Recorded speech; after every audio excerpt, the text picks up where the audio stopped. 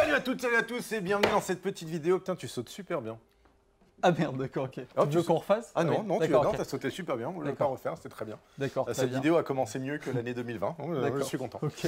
Bienvenue dans cette vidéo dans laquelle on va parler de prise de vue en live pour faire du stream ou autre. Ça fait partie de cette petite série que je fais autour des opérateurs qui nous expliquent quelques setups qu'ils utilisent. Et du coup, j'ai demandé à Thibaut explicitement de venir parce que je suis un petit peu ton travail vers les différentes locations que tu as amené à faire depuis quelques temps via ta société ici. Et je sais que tu gères des configurations live qui peuvent être des fois un petit peu conséquentes, qui amènent plusieurs dizaines, voire centaines de milliers de viewers simultanément sur le live. Je sais de quoi tu parles et que tu vas pouvoir un petit peu nous enrichir de tes connaissances. Quel type de client tu travailles pour ? Oui, par exemple, on fait les assemblées générales de la SACEM qu'on diffuse en direct. Mais on a aussi fait des lives, par exemple, pour Woodbrass, pour des concerts dans les stores. Ils vendent des instruments de musique. Ou alors toutes sortes de conférences ou des concerts aussi. Enfin voilà, après, ça peut être assez varié. Il y a quand même souvent des conférences et après, spectacle. Généralement, on fait des captations, mais c'est pas forcément en live, en fait. Okay. Est-ce que tu as ressenti une recrudescence d'activité suite au Covid où il y avait des manifestations physiques qui ne pouvaient plus se tenir et du coup, il y a une transition naturelle vers des événements live virtuels? Ouais, typiquement les conseils municipaux, on en a fait. Alors ça c'est assez marrant à faire. C'est marrant. Oui, c'est ça. Ah ouais, ok. Ouais, c'est assez spécial. Enfin, les concerts et tout, de toute façon, il n'y en a pas. Donc ça va plus être des petits setups. Ok. Et donc du coup, je t'ai demandé de venir avec genre 3 configs que tu as utilisés dans le cadre de ton taf. Une simple, une moyenne et une un peu plus conséquente. Ouais. Bon voilà, on a préparé trois trucs. Par quoi est-ce que tu veux qu'on commence? Ah oui, alors on peut commencer par le petit et après par le plus complexe. Alors vas-y, on va voir le petit. C'est parti. Ok. Suis-moi. Du coup, nous voilà devant le setup. Est-ce que tu peux nous expliquer c'est quoi ce truc? Parce que tu as tout mis sur un pied à roulette. Ouais, alors ça c'est un setup un peu, on va dire, c'est pour faire un live sur YouTube ou un Skype ou un Zoom, un peu un conf call amélioré. Un peu de qualité quand même. Voilà, c'est ça. Parce que c'est pas juste la webcam de l'ordinateur. La lumière en haut, il y a beaucoup de youtubeurs qui utilisent ce genre de truc. Alors ou bien un panneau LED comme ça, ou bien un énorme ring light. Ouais. De chez... Ah bah Falcon Eyes. Falcon Eyes, c'est ça. Ouais, voilà, ça. On vous mettra des liens dans la description. Ok. Donc ouais, du coup, explique-nous un petit peu ce qu'il y a dessus. Alors oui, donc là il y a une caméra de type plutôt GH5. Ouais, micro 4 tiers. Voilà, c'est ça, micro 4 tiers. Avec un petit autofocus. Ouais, c'est ça. Bon, et du coup, en fait, il sort en HDMI vers un petit convertisseur parce qu'en fait, il faut ce qu'on appelle une carte d'acquisition. Voilà, qui permet de transformer le signal vidéo HDMI de la caméra en un signal qui peut être lu par l'ordinateur parce que les ports sur les ordinateurs sont HDMI out uniquement, donc c'est juste pour brancher des écrans et ça permet de rentrer l'HDMI dans l'ordinateur. Ouais, voilà, c'est ça, on ne peut pas mettre le HDMI directement sur la prise HDMI de l'ordi. Donc là, on passe par un Ultra Studio Mini Recorder. Est-ce que tu veux bien m'allumer la lumière? Ouais, c'est ça. Baigne-moi de Alors lumière. Ça, c'est simple, ça prend 2 secondes. Comme ça, ouais. Moi, mets-moi un truc chaud pour me réchauffer le visage. Alors, paf, comme ça, voilà. C'est un peu violent. Si vous êtes plutôt de nuit, le soir, tout ça, c'est mieux d'utiliser des couleurs chaudes, ça sied mieux au teint. Et puis en pleine journée, essayez de matcher le 5006 ou le 6000 Kelvin pour pouvoir matcher votre source lumineuse avec Ensuite, en fait, après, il y a le câble... Ah pardon, oui, tu le disais. Ce que j'allais dire. Ouais, le câble, alors celui-là, ouais. En fait, il y a une update dans certains DSLR qui permettent de... Panasonic, Fuji, Canon. Qui permettent directement en USB de se relier à un ordi. C'est ça, on passe plus par une carte d'acquisition du coup. Et la caméra est directement reconnue comme une webcam. Ça aussi, l'intérêt de ça, c'est que la caméra est reconnue comme une webcam. Ouais. Donc elle peut fonctionner directement sur Skype, Zoom ou les outils Facebook Live et YouTube Live et tout ça. Donc ouais, c'est un bon setup pour faire une petite visio avec des abonnés par exemple. Voilà, premier setup. Super simple, de la lumière diffusée en hauteur, bien sûr, vous ne mettez pas une lumière trop forte dans le visage, une lumière bien diffusée, tout c'est agréable. Plutôt chaude si vous êtes de nuit, et surtout ne faites pas comme nous, mettre une grande baie vitrée derrière. C'est pour ça qu'on a un petit peu de travers pour avoir le beau bleu là. Mais tout le monde fait bah ouais, tout le monde fait ça. Tout le monde se met, par exemple, toi, Bah là, le setup est devant la... Mais de nuit, c'est pas mal. De nuit, ça va. Mais de jour, là, ça serait l'horreur. C'est chiant, les contre-jours et tout. Ouais. Est-ce que tu voudrais pas nous montrer le deuxième setup? Ouais, c'est ça. Allez. Donc le deuxième setup, Thibaut, c'est un truc qui est un petit peu plus qualitatif. Parce que déjà, on a plusieurs caméras. On a une, on a deux et on a la troisième caméra là-haut en top shot. On peut se dire ça peut être pour de la présentation de produits. Explique-moi dans quel cas est-ce que toi tu as utilisé ce setup-là? Alors c'est pas mal pour des conférences un peu qu'il faut rendre un peu quali. Donc par exemple quand il y a 50 à 300 personnes sur scène, voire plus. Du coup, ça permet d'avoir en plan large, par exemple la table ronde avec tout le monde qui est dessus, et avoir un plan serré sur une personne qui parle, et éventuellement un autre plan serré sur une autre personne. D'accord. Voilà, ou par exemple un top shot pour faire par exemple la cuisine. Et puis aussi, on peut rajouter un ordinateur, par exemple s'il y a un PowerPoint ou un document un peu vidéo. Ouais. Du coup, c'est un peu ce genre de setup, quoi. On va voir ça après. Est-ce que juste toi, tu peux nous donner une petite astuce quand tu as deux caméras comme ça, genre qui filment la même personne, est-ce qu'il y a une règle particulière en ce qui concerne l'écartement des caméras, la focale ou la différence de focale entre les deux cams? Est-ce que tu as des règles pour éviter, tu vois, des sautes d'image un peu moches? Et idéalement, déjà, c'est d'avoir la même caméra, enfin vraiment la même marque de caméra déjà. Et si c'est pas possible, dans ce cas, il faut vraiment essayer d'avoir des angles très différents, c'est-à-dire un plan vraiment très large et un très serré, ou par exemple, il vaut mieux en avoir une d'une marque ici en haut et une autre en face, mais ça sera pas la même, mais au moins ça sera pas un changement trop brutal entre les plans. C'est pas un raccord dans l'axe avec deux caméras qui ont des colorimétries différentes ou des tailles de capteurs différentes. Admettons si tu dois bosser avec, je sais pas, on n'a pas forcément tous 12 000 caméras identiques. Bah oui, c'est ça le problème, c'est souvent ça. Je sais pas, tu viens avec 3 opérateurs, chacun a sa caméra, il y a un full frame, un micro 4 tiers, un super 35. Naturellement, tu mets plutôt quoi pour le large? Et en fait, on a eu vite ce problème-là. Il y avait, on mixait on a un tous peu débuté à un moment donné. C'est ça, et en fait, on mixait du Blackmagic, du GH4. Donc au final, on n'avait pas non plus le budget pour avoir plein de cams identiques. Ce qui est pas mal, c'est qu'avec tous les trucs Blackmagic, on peut un peu régler à distance les cams pour à peu près matcher. Mais le mieux, c'est quelle que soit la marque de la caméra, avoir la caméra la plus proche possible. Genre par exemple un A7S2 et un A7 III. Qui ont à peu près les mêmes valeurs de plan. Qui ont à peu près, au moins c'est Sony, quoi. Donc c'est le look Sony. Mais par exemple, un GH5 et un Sony, ça peut vraiment être...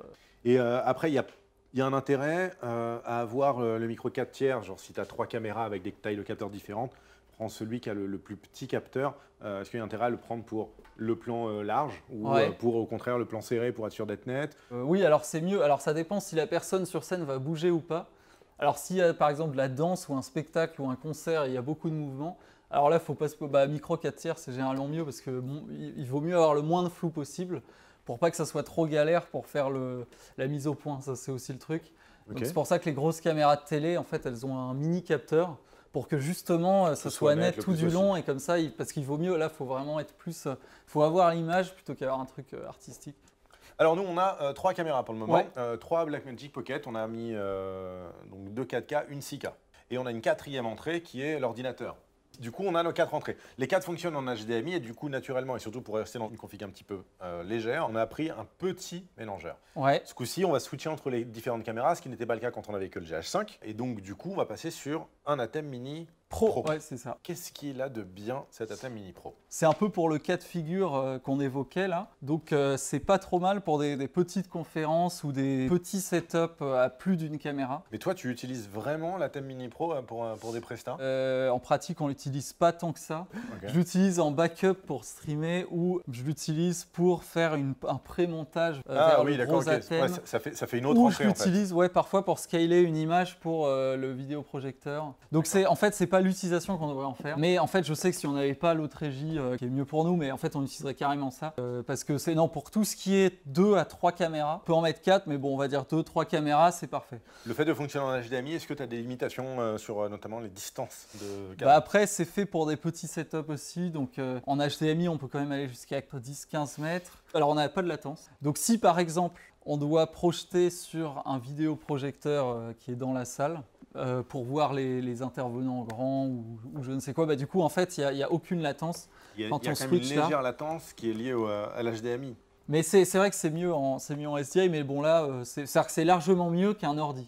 D'ailleurs ici là on a un ordinateur et tout à l'heure, donc lui il n'est pas branché en HDMI. Tout à l'heure, tu étais dessus, tu Ouais. tripatouillais des trucs Exactement. et tout. Tu as dit fous-moi le camp, Ouais, voilà. geeker et tout. C'est ça, ouais. C'était quoi les bails? Qu'est-ce que tu faisais dessus? Et pourquoi tu as pu le faire? C'est pour faire matcher un peu les 3 caméras ensemble, pour qu'elles aient à peu près la même tête, la même image, qu'elles aient les mêmes paramètres. Et l'avantage, en fait, c'est que là, on a 3 caméras Blackmagic. Donc, en fait, avec ce mélangeur, on peut piloter tous les paramètres de la caméra. Donc, le shutter, la white balance, l'ISO, le gain, le zoom, le focus, depuis l'ordi. Donc, ça, c'est pour des captas, c'est quand même pas mal. Donc, c'est parce qu'on est direct en HDMI. Il faut savoir que on peut contrôler les caméras, notamment même le rec, on peut le contrôler. Le focus.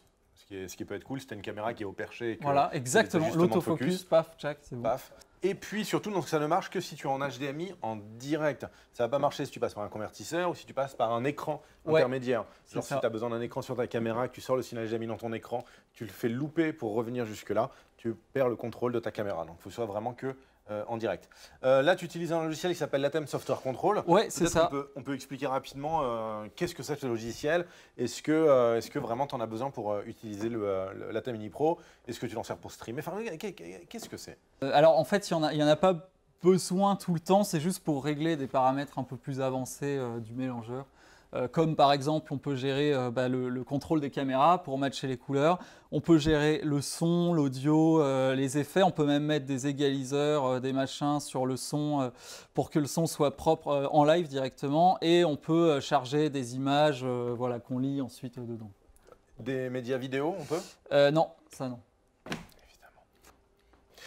Petite question, quand toi tu utilises Latem Mini Pro, est-ce que tu fais rentrer le son via les prises jack ou est-ce que tu fais rentrer le son via le HDMI des caméras? Plutôt par le jack. Ça dépend où sont les caméras et tout, mais c'est vrai qu'on peut rentrer dans les caméras et là, si on appuie sur on, ça prend le son de la caméra. Ouais. Mais par contre, jack, généralement, il vaut mieux avoir une autre table de mixage. Il faut éviter de se raccorder directement sur la sono locale avec des jacks RCA, je sais pas quoi, qui vont aller là-dedans. Il vaut mieux avoir une table qui sort un truc là-dedans et en fait, on peut piloter comme ça le son de la salle ou du prestation qui fait le truc, quoi. Donc il vaut mieux mettre une table avant en fait. Ok. Autre question, donc Latem Mini Pro, il te permet de pouvoir sortir le flux vidéo directement en USB pour le faire entrer dans ton ordinateur comme s'il était reconnu comme une webcam. Ouais. Du coup, tu peux le streamer en direct sur YouTube si tu veux, ou Facebook Live ou peu importe. Tu peux également l'utiliser dans Zoom ou Skype ou autre. Ouais. Mais aussi, tu peux le faire entrer dans OBS. Ouais. Du coup, pour mettre des effets, peut-être des layers dessus, des titrages, des je ne sais quoi. Ouais. Et également, Latem Mini Pro, lui, est un convertisseur qui va te convertir ton flux vidéo dans un flux streamable directement via la prise Ethernet pour se connecter directement à l'Internet et envoyer tout ça directement lui-même sur l'Internet, sur ton réseau, sur ton flux, je sais pas, YouTube ou je ne sais quoi. Toi, quand tu dois utiliser ça, tu préconises quoi? De passer par l'ordinateur et d'utiliser l'USB comme une webcam, de passer par l'ordinateur, de rentrer dans OBS pour que lui après gère l'upload, ou directement tu préconises que ce soit Latem Mini Pro qui fasse la conversion du signal et qui l'envoie tout seul de son côté? Ouais, il y a plusieurs choses possibles. Si c'est pour faire du YouTube Live ou Facebook Live, il vaut mieux prendre le flux, envoyer le flux en Ethernet directement. Donc en fait, utiliser le bouton REC ici. Pour que lui fasse pour que lui fasse directement. Mais qui est le professionnel du live ici, pour que ça fasse l'encodage en fait. Peace out. Parce que l'encodage, c'est la partie qui, en fait, c'est pour moi l'intérêt de ça, c'est que ça fasse l'encodage. En fait. D'accord. Parce que ça va pas jouer sur les processeurs de ton ordinateur du coup, ça soulève un peu ton ordi, ça évite les plantages. Voilà, parce qu'en fait, il faut savoir l'encodage, c'est comme un fichier première qu'on exporte. Mais sauf que là, c'est en temps réel, en fait, en gros. Parce que ça crée un fichier MP4 que ça envoie à YouTube, mais en live. Donc, en gros, quand on met ça sur un ordi, il faut avoir un setup pas trop mal parce que bon, ça a vite fait de planter. Ou ça a vite fait d'avoir le son qui se décale avec la vidéo, tout ça. Donc, il faut avoir un plutôt bon setup ordi assez optimisé. Donc là, l'avantage, c'est qu'on n'a pas à se soucier de ça. En fait, il fait directement la partie, l'encodage, donc la conversion du signal vidéo en MP4 en live, en fait. Donc il l'envoie vers YouTube directement. Donc ça, c'est pas mal. Après, toi, tu préconises ça plutôt pour plus de stabilité Voilà. Et pour soulager un petit peu exactement, le cross de ton ordi. C'est l'intérêt. Okay. Et surtout que c'est tellement simple, on appuie sur On Air et ça part. Pour le coup, cette fonction-là, on l'a testée pas mal de fois et ça, ouais, c'est solide. Voilà, si on veut commencer à ajouter des titrages, des petits ou un logo jingles, dans un coin. Voilà, un petit logo. Alors ça, on peut le faire là, mais voilà, des petites animations. Là, le combo est pas mal de mettre OBS en fait en complément. La sortie de ça va vers OBS. Et là, on rajoute 2-3 trucs dans OBS et on envoie. OBS, pour ceux qui ne connaissent pas, c'est un logiciel qui s'installe sur Mac ou PC, mais de préférence plutôt sur PC, il est plus complet sur PC, et qui vous permet de pouvoir récupérer un flux, mettre des effets, avoir différentes scènes, des habillages spécifiques, et de pouvoir envoyer tout ça, recompresser l'image si besoin, prendre différentes sources, même des fenêtres internet, des jeux, peu importe. Voilà, bon toi en tout cas, tu conseilles plutôt avec lui d'envoyer directement depuis l'Ethernet en direct. Très bien. C'est ça. Écoute, je pense que j'ai toutes mes petites réponses. Est-ce que tu veux nous montrer le troisième setup? Ouais, alors le troisième, il est là-bas. Alors on y va. Et bien, il faut se déplacer. Ça, alors, le dernier setup. On a maintenant 3 caméras dans une atmosphère qui est, ma foi, très très sombre. Voilà. Et qu'on va... ne sois pas impressionné. Ah, pas mal. Oh on a cassé ce petit moment d'intimité qui était tellement agréable. Ok, bref, dernier setup. Donc là maintenant on est sur un truc beaucoup plus qualitatif, beaucoup plus gros. Ouais. Là on est parti sur 3 caméras un petit peu plus costauds que les Blackmagic Pocket. C'est des caméras avec lesquelles on peut être amené, ou je pense que tu as déjà été amené à faire du live, que ce soit les VA1, les Sony FS7, FX9, bon là en l'occurrence FX9, ou les Blackmagic Ursa, vu qu'apparemment toi t'aimes bien Blackmagic. Ouais, c'est ça, c'est ça. La particularité de ces 3 caméras, c'est qu'elles sont toutes les 3 en SDI, du coup on peut vraiment tendre des câbles qui sont peu onéreux sur de grandes distances, des 50 mètres sans problème, si ce n'est plus. Tout ça part directement, boum, dans cette petite régie mobile. L'Atem Télévision Studio Pro HD, que toi tu appelles naturellement l'Atem. Donc là, du coup, la particularité de l'Atem et de cette valise en général, parce que l'Atem, c'est pas ça. L'Atem, c'est ça en fait, en vrai. Ouais, c'est ça. Alors l'avantage, tout ce qu'il y a autour, c'est pour mettre tout ce qui va avec l'Atem en fait. D'accord. Dans le setup qu'on a vu avant, en fait, il y a pas mal de choses à installer à chaque fois. Il faut mettre un écran, il faut mettre peut-être des convertisseurs HDMI, SDI, il faut mettre un routeur, il faut mettre toutes sortes de choses. Et l'avantage d'avoir un fly avec un peu tout dedans, c'est que quand on fait plein de captac, on arrive, et bah hop, tout est dedans. C'est-à-dire qu'il y a le switcher, donc le mélangeur, il y a les enregistreurs, il y a potentiellement le routeur aussi, il y a l'écran, voilà. Et puis il y a même des multiprises derrière pour brancher d'autres appareils. Donc en fait, on arrive pour la presta et tout est déjà prêt en fait. C'est-à-dire que on gagne beaucoup de temps d'installation. On gagne du temps d'installation. Finalement, la technique est à peu près la même, on va dire. Est-ce que c'est aussi fiable que l'Atem Mini Pro? Alors je connais pas l'électronique embarquée, mais ça a l'air d'être à peu près équivalent. Ouais. C'est juste que celui-là, en fait, il y a plus de fonctions. Est-ce qu'il est fiable? Oui, on n'a jamais eu de plantage. On a eu une fois un plantage sur le son où ça faisait un bruit blanc. Enfin, de toutes les captas qu'on a fait en plusieurs années, en fait, il n'y a eu que ça. Et en fait, on a redémarré. Et c'est tout? Ouais, voilà. Donc en fait, par rapport à un ordi, on ne sait jamais ce qui va se passer. Ah oui, puis là, l'allumage d'extinction, il est instantané. Ouais, c'est instantané. Paf, paf. Au niveau des entrées, ici, on a un peu plus de choix que sur l'Atem Mini Pro, parce qu'on a du coup 4 entrées HDMI comme pour l'Atem Mini Pro, mais on a également 4 entrées SDI. Et on a aussi une pléthore de sorties SDI ou même HDMI pour pouvoir sortir le programme ou le multiview et pouvoir l'envoyer, par exemple, en même temps sur un stream et puis sur 3 écrans à la fois dans la salle si on veut. Et lui ne stream pas, c'est un modèle plus ancien qui fait pas de streaming. Comment est-ce que tu fais pour streamer? Alors du coup, généralement, quand on a ça, on a un double setup, c'est qu'on a à la fois tout le mélangeur avec l'écran, les caméras. Donc là, il y a un réalisateur qui vraiment est au casque avec tous les caméramans qui du coup... voilà. Au casque, les intercoms? Voilà, les intercoms. Vous utilisez beaucoup ça, les intercoms? Ouais, tout le temps. En fait, sauf vraiment quand c'est une toute petite salle, mais tout le temps. Et donc le réalisateur, il fait son montage ici. Et après, on a un autre setup ici. Donc voilà, bon, nous, on met plutôt un ordi fixe, mais ça peut être un ordi portable s'il est suffisamment puissant. Donc là, il y a un câble qui prend le signal vidéo. Donc la sortie du montage est fait en live. Qui est converti par ce petit boîtier qui est là, qui n'est pas l'Atem, qui est l'Ultra Studio HD. Voilà, exactement. Qui transforme le SDI en Thunderbolt 3 qui arrive dans l'ordi. Et cet ordi va du coup envoyer vers Internet. Nous, on a setup OBS.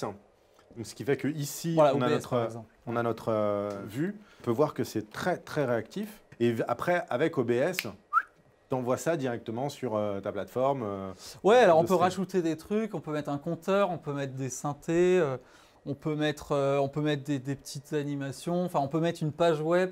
Donc en fait avec OBS, ça permet de finaliser un peu la chose et d'envoyer sur Internet. Et voilà, donc en gros c'est un peu l'intérêt de ça. Très bien. À côté là, il y a deux autres petits trucs, c'est des HyperDeck Mini. Donc ces HyperDeck, ça sert à enregistrer dans des formats qui sont mieux qu'en fait le H264. Enfin, on peut enregistrer en H264 en MP4 comme un ordi ou autre, mais on peut aussi enregistrer en ProRes, en DNX HD pour avoir un format qui est propre pour le montage, qui est voilà, on peut faire de l'étalonnage, on peut faire, il n'est pas trop lent à monter, donc c'est pour avoir. Par contre, ça fait des énormes fichiers. Et alors, il y a pas. Ah oui, mais tu as deux slots pour les SD, ça enregistre sur de la SD, tu as deux slots. Ça enregistre consécutivement sur le premier puis sur le deuxième. Ça, c'est pas mal. Ça te laisse le temps de remplacer le premier, de mettre une carte fraîche à l'intérieur. Quand ça fait une deuxième, ça repasse à nouveau sur le premier. Ici, il y a deux HyperDeck. Nous, on en a mis deux dans la config. Je crois que c'est ton cas aussi, non? Ouais. Et du coup, le deuxième, à quoi sert-il? Alors le deuxième, il peut servir soit en secours, donc en fait tu mets le même signal vidéo dans le premier et dans le deuxième, donc pour avoir un backup, parce qu'on n'est jamais à l'abri d'une carte SD qui plante, de je ne sais quel souci. Un câble SDI même qui plante. Ouais. Et puis après, l'autre intérêt, c'est si donc tu t'en mets un qui enregistre le fichier final et l'autre qui enregistre par exemple une seule caméra. L'idéal, c'est d'en avoir genre 6 et on met toutes les caméras, comme ça on peut enregistrer tout d'ici, mais après ça revient cher, quoi. Et puis tu peux enregistrer aussi sur les caméras directement. Ouais, parce que là, par exemple, toi les caméras que tu utilises, c'est les Blackmagic. Il y a une prise qui te permet de pouvoir mettre des disques durs de 1 Tera ou de 2 Tera dessus pour pouvoir enregistrer, à la place d'enregistrer sur des 6 faces qui peuvent coûter très cher, surtout si tu as plusieurs heures d'enregistrement à faire. Mais donc du coup, toi en tout cas, tu enregistres plutôt sur des Ursa. Ouais, c'est ça, exactement. Et pourquoi? Parce que, alors celle-là, c'est un peu de la merde, mais c'est parce que le capteur est plus gros. C'est un peu de la merde. Donc en fait, toi, tu as une caméra qui... Ouais. Alors si, ça c'est ouf pour une interview dans une petite salle ou une petite conférence, si tu mets un 70-200 pour avoir des plans un peu serrés. Le problème d'un gros capteur comme ça, parce que ça c'est le point. Voilà, c'est le point. Le problème, c'est le point. Non, alors ce qui est sûr, on a fait un opéra avec, il y avait 5000 personnes, avec des Ursa Mini Pro et des optiques PL, donc Cabrio 85-300. Et donc là, on avait un résultat qui était ultra quali. Mais alors par contre, sur la danse pour suivre le point et pour tout. Pour le point, c'était coton. En fait, du coup, ce qu'on utilise, c'est à peu près, une caméra qui s'appelle l'Ursa Broadcast, où là, on peut mettre des montures B4. Voilà, des montures B4, donc le capteur est minuscule en fait. Donc voilà. Tu disais que donc là, tu as filmé un opéra, machin, il y avait 5000 personnes et tout dans le truc, donc c'est un gros machin. Tu as d'autres tournages qui sont un petit peu costauds que tu as fait récemment Ouais, alors il y avait en fait, en ce moment, il y a des cérémonies qui doivent être un peu diffusées à distance et tout. Et dès que c'est un peu gros, il faut commencer à amener une grue, des trucs comme ça. Toi, tu utilises beaucoup de Blackmagic. Je sais aussi que tu utilises des plus petites caméras, notamment parce que tu les mets sur des Ronin. Et parce que je sais de sources sûres que tu développes un système de contrôle de caméra et de Ronin et de stabilisateur, je ne sais quoi, à distance pour t'en servir de tête motorisée. C'est vrai que tu développes un petit boîtier qui te permet avec le joystick alors pas de la thème, mais des panels qui ont un petit joystick de pouvoir contrôler genre un Ronin à distance. Ah oui. Et de contrôler la caméra à distance, genre le diaph, tout ça, en Bluetooth. C'est ça. Toi, t'en es là. À quel moment dans ta tête tu t'es dit tiens, au lieu de prendre une tête motorisée, je vais fabriquer mon module qui va fonctionner avec mon panneau Blackmagic. Ouais, alors déjà, ça revient moins cher. En fait, on a toujours le souci d'avoir plein de fois la même caméra, en fait. Le même genre de capteur, le même... Donc, quand on match un peu des caméras comme ça et des PTZ, parfois, c'est un peu... le résultat est un peu aléatoire. Les PTZ, donc c'est les caméras tourelles. C'est les caméras qui sont... généralement, ils ont un tiers ou un demi-pouce de capteur et ne sont pas forcément bonnes dans le light. Et c'est des caméras tout inclus qui fonctionnent via le SDI ou via une prise NDI, via le réseau Ethernet. Et la qualité n'est pas au rendez-vous par rapport à des grosses caméras. Même par rapport à des pockets, c'est moins... Voilà, même si on arrive dans certaines conditions à tirer des images tout à fait correctes de caméras PTZ, mais c'est des caméras qui coûtent un bras. Les bonnes caméras coûtent vraiment cher. Ouais, c'est ça. Donc toi, du coup, tu n'étais pas convaincu par les caméras PTZ? Ouais, et puis du coup, en fait, un Ronin, nous, on en avait. En fait, du coup, on utilise un système existant avec une pocket que pareil, en fait, ceux qui font du live, il y en a un certain nombre qui en ont. Et on connecte un peu des boîtiers existants pour faire ce système où on peut piloter en fait le Ronin et la pocket avec ce genre d'ATEM en fait. Et à quel moment tu t'es dit, tiens, je vais le commercialiser? Non, mais en fait, on l'a fait pour nous, mais il y a des gens qui nous ont demandé en fait si on allait le commercialiser. Donc ils ont dit faites un Kickstarter, machin. Mais bon, on n'a pas fait de Kickstarter, mais en fait, on l'a produit direct et en fait, on le vend direct. Okay. Et j'ai vu un petit peu ce que ça donnait et ça marche. Ouais, okay. Du coup, donc ça marche avec le Ronin 2, le Ronin S et le Ronin SC. Et probablement avec le RS2. On n'a pas le droit de parler du Ronin. Le Ronin S2. Le Ronin S2. S2. Mais là, on n'a pas le droit d'en parler. Voilà. Mais on fera une vidéo review qui viendra bientôt, vous inquiétez pas. Alors, parlons des trucs astuces, mon ami Thibaut. Qu'est-ce que tu pourrais dire à quelqu'un qui va faire du live, genre peut-être à petite échelle, a priori au début, tu vois, pour faire du live peut-être avec la Mini Pro, quel type de conseils tu peux lui donner? Alors c'est pas mal parce que c'est un peu un truc d'avenir. Quand on a fait un peu de la vidéo, il y a plein de trucs qui se ressemblent, même s'il y a des grosses différences. Quand on a fait de la vidéo, c'est-à-dire que là, c'est pas de la vidéo. C'est de la vidéo, mais il y a des petits trucs qui diffèrent par rapport à un clip ou un montage qu'on fait en post-prod. Les principaux points, c'est déjà d'avoir toujours un backup, notamment au niveau de l'encodeur. Parce que en fait, ce qu'il faut bien comprendre, c'est que le produit final qu'on donne, c'est le live. Donc, il ne faut pas se dire, ouais, mais on peut faire de la post-prod, machin. En fait, là, le client, ce qu'il a vu, c'est le live. Donc, s'il y a eu un moment où il y a eu un problème, en fait, il va retenir ça. C'est ça le problème. Ça t'est arrivé, tu me racontais, tu avais un live de 3 heures. Ça s'était passé nickel. Et genre, il y a eu une merde pendant, je sais pas, 30 secondes, 1 minute. Oui, c'est ça. Mais en fait, il y a eu un problème qu'on a rapidement résolu. Donc, tout le reste était bon, nickel. Tout le monde avait le son, les plans et tout. Mais après, en fait… Le son dans les lives. Bah là voilà. Mais le client, il a retenu ce problème. Donc, il suffit qu'il y ait un problème et c'est les problèmes qui vont être retenus. Alors que quand on fait un clip vidéo ou un truc un peu créatif ou un film instit, c'est pas le problème qui va être retenu parce qu'on peut toujours le modifier en fait. Ouais. Donc, sauf si vraiment c'est pas bien du tout. Même des fois, j'ai envie de dire, il n'y a même pas de problème particulier. En tout cas, pas de ton côté ou pas du côté du stream. Et malgré tout, ça te revient en plein dans la gueule, quoi. Ouais, on avait un truc comme ça. Il y avait un live, c'est terrible. Il y avait peut-être une dizaine de personnes qui regardaient le live. Déjà, c'était pas énorme. Et en fait, il y a eu un seul commentaire pendant tout le truc. C'était j'ai pas de son. Et en fait, il y a eu ça. Et après, un peu plus tard, il y avait en fait, c'est moi, j'avais pas mis le son sur mon ordi, donc c'est bon. Et en fait, du coup, à la fin du live, il y avait un cocktail et tout, et il y avait la cliente qui disait… Alors, il y avait un problème de son, non il y avait un problème de son qu'on aurait… Il y avait un problème… Non, c'est bon, c'est résolu, mais bon, sinon, ça avait l'air bien. Donc, en fait, les commentaires, ça joue vachement aussi, donc voilà. Quand tu fais live, le son pour moi, c'est le pire parce que… Ouais, le son, ça peut être décalé, il y a 1000 problèmes possibles. Il y a 1000 trucs pour le son. Le bruit, le fond, il n'y a pas de son, le son décalé, le son qui hache, qui saccade, le son qui sature, le son qui n'est pas assez fort. Enfin, en fait, le son, c'est vachement important, surtout qu'il vaut mieux une image pourrie et un son bien, de cette manière générale. Et du coup, tu as d'autres petits conseils. Donc, tu m'as dit redondance, alors, du backup. Pour résumer les conseils, j'irais redondance, donc avoir un deuxième encodeur, par exemple sur un ATEM Mini Pro, avoir un encodeur sur un ordi, donc un OBS qui est prêt à partir avec une carte d'acquisition. Comme ça fait un doublon. Utiliser des focales variables et pas des focales fixes parce que souvent on n'a pas le choix de l'emplacement des caméras, on est là et point barre, donc il faut pouvoir zoomer, dézoomer sans tout gêner et utiliser des caméras un maximum similaires. Identique, voilà. Oui, exactement. 4e point. Tout tester toujours 1 milliard de fois avant. Et ça, c'est ton 4e point. Non, c'est le premier en fait. C'est le premier. C'est vraiment tester vraiment avec le setup le plus final possible. Idéalement, déjà, toujours aller sur place, sur le lieu, tester l'internet, tester le son, regarder les placements caméra, la lumière. Donc déjà aller sur place, systématiquement, surtout quand on débute, en fait, vraiment systématiquement une visite. Et puis ça rassurera le client aussi. Et puis du coup, toujours tester un maximum avec les caméras finales, le setup final.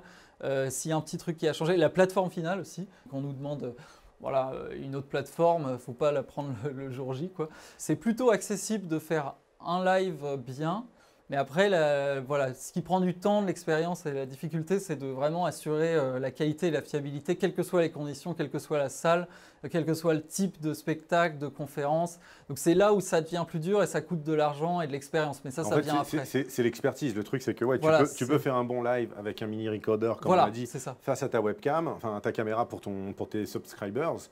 Mais le faire de manière régulière, connaître les problèmes, pouvoir même les anticiper. Tu vois, gérer un problème, c'est déjà trop tard. Mais pouvoir anticiper les problèmes pour qu'ils n'arrivent pas, c'est vrai que ça demande de l'expérience, mais c'est pareil sur tous les tournages. Et en fait, c'est ce que le client paye aussi. C'est ça, c'est ça. Que parce que finalement, l'ATEM Mini, les petits trucs, voilà, l'ATEM Mini, les cartes d'acquisition et tout, ça fait finalement la même chose en qualité. Tu peux avoir la même chose, du son super, l'image super. Et après, le gros matos, tout ça, c'est plus pour optimiser, déjà être plus efficace quand on installe, on désinstalle, assurer la fiabilité, s'adapter à plein de conditions possibles, plein d'ordi, plein de sonos, plein de machins. Toi, est-ce que tu viens avec des caméras backup, des câbles backup? Ouais, on a toujours une caméra. Est-ce que tu as un autre système backup typiquement? Est-ce que tu prends l'ATEM Mini en backup au cas où? Quand on est plus avancé et qu'on a ce genre de système, bah, du coup, c'est pratique d'avoir plusieurs ATEM Mini Pro en backup. Il y a toujours un backup. Alors après, même les câbles, il faut toujours avoir des câbles en RAB, des alims en RAB.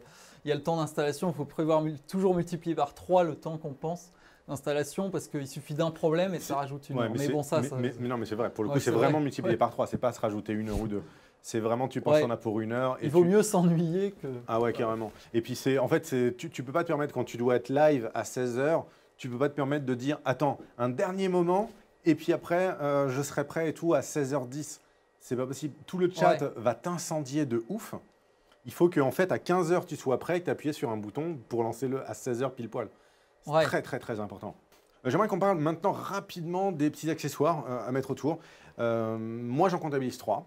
Le premier étant, bien entendu, on en a parlé tout à l'heure, mais les intercoms. Est-ce que tu confirmes l'utilité des intercoms? Oui, alors définitivement. Ok. Définitivement. Very good. Deuxièmement, c'était les talis. Est-ce que tu valides l'utilisation des talis? Exactement. Les talis, c'est le petit truc qui s'allume rouge quand la caméra est à l'antenne et vert quand elle va bientôt être à l'antenne. Ouais, quand elle est en preview. Voilà. Vert, rouge à l'antenne et sinon elle est éteinte. C'est ça. Ça permet et au cadreur et à la personne qui est devant la caméra de savoir quelle caméra regarder, quoi. Et troisièmement, avoir toujours sur soi, dans sa poche arrière ou dans sa boîte à gants, ce petit type de convertisseur, genre le Decimator MDHX, pour pouvoir transformer n'importe quel signal vers n'importe quel signal, que ce soit en HDMI ou en SDI. Est-ce que c'est le genre de petit truc que tu valides à avoir toujours à portée de la main? Ouais, c'est ça. Cool. Est-ce que tu vois d'autres choses à avoir toujours à portée de la main? Si, ça. C'est pas un ouvre-bouteille, c'est un truc de vis 5 quarts. Pour avoir sur ses clés le… Non mais ça, c'est la pièce de 20 centimes du riche. Là on atteint des niveaux incroyables. C'est pour avoir ça toujours. Je suis sûr, il y a plein de chefs-op. C'est pour visser les semelles, quoi. Plein de premiers assistants, je suis sûr. Ça, c'est… Ouais, mais ça, c'est obligé. Donc voilà. D'accord, très bien. Autre chose? Ouais, tous les câbles possibles et imaginables, surtout que ça coûte pas forcément très cher. Les adaptateurs XLR vers jack symétrique vers XLR, petit jack RCA. Enfin, nous, on a en fait un sac dédié avec plein d'adaptateurs HDMI, VGA, DisplayPort, tous ces trucs-là. Voilà, un truc pour les présentations PowerPoint aussi, un clicker. Un clicker, ouais. Donc ça, on a un sac un peu avec tout ça, en fait. Tous les petits trucs qui dépannent soit nous, soit d'autres personnes qui sont bien dans le pétrin s'ils ne l'ont pas. Okay. Donc voilà, ça sert pas mal. D'accord, cool. Ok, donc du coup, je synthétise les amis. En 1, grand 1, faites des tests. Vous testez absolument tout, 1 fois, 2 fois, 10 fois, 15 fois, 1 milliard de fois. Deuxièmement, vous testez. Troisièmement, je pense, ils peuvent retester. Quatrièmement, des focales variables, des caméras identiques. Temps d'installation. Temps d'installation, merci beaucoup. Et si on oublie quelque chose, vous le mettrez dans les commentaires. Merci beaucoup. Très bien, je crois que du coup, on a fait le tour complet du sujet. Merci de m'avoir invité. Écoute, avec plaisir. Pour ceux qui ne le reconnaissent pas, normalement, il a une petite chaîne YouTube, on mettra le lien évidemment, du contenu de haute qualité. Si vous avez des questions… Ah pardon, tu voulais, non? Voilà, merci. Si vous avez des questions, n'hésitez pas à les mettre en commentaire. Ou bien moi, ou bien encore mieux, Thibaut vous répondra. Mais je pense que ce sera surtout moi. J'ai plus de temps peut-être. Et puis moi je vous dis à très bientôt dans une prochaine vidéo sur tous les réseaux de puzzle vidéo. Et voilà, n'hésitez pas à vous abonner. T'as Instagram? Ouais. Ok, bah voilà, vous avez Instagram qui s'affiche là et le nôtre qui s'affiche là. Ciao!